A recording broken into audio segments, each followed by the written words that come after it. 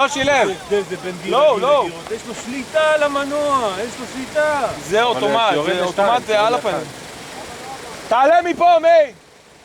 על הציר המרכזי, גלגל שמאלי על הציר המרכזי. עלית אבל מפה, מה? רגע, אבל מפה עלית.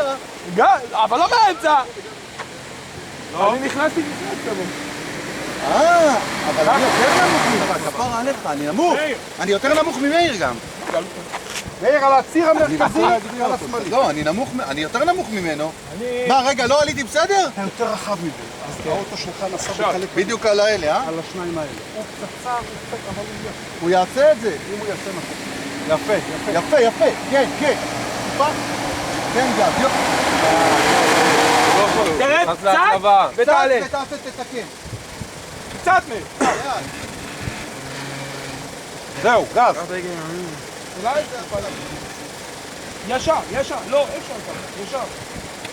אתה בסדר, ככה, איך עובד מה יגיד? רגע. נכנס להצלבה. עוד פעם, לאט אחורה ותחזור. תרד עוד. עוד.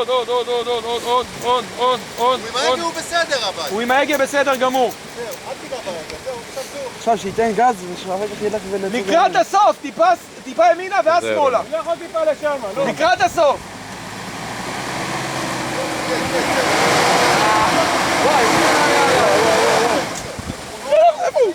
וואלה, תעשה תמונה.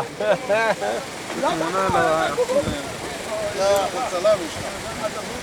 לא, אתה טעות. רק 88 קילו, זה לא מספיק. לא, אבל כשהוא ייתן גז אתה גם תעוף לו לשמשה. טוב, אתה מאתגר. ואז הוא יהיה ככה, דבוס. תאמין לי שם אתה עולה יותר טוב. מוטי לעמדה. רגע, תראה, עכשיו הוא עצבן אותי, למה צריך עכשיו לעלות איפה שהוא עולה. איפה? ליאור, אני בטוח שהרכבת לצבא. ולא, הוא לא אומר לנו שהוא הרכב את הנעילות. ליאור, הרכבת ולא אמרת לו שהרכבת הנעילות. בטח ARB, יש לי 14,000 שקל פה בכיס. הופה! וואי, מה הפסדת היהדות? לא מצורק עליך. וואלה, איזה יופי. מאיר, תשחרר אחורה, מאיר. טיפה עליי.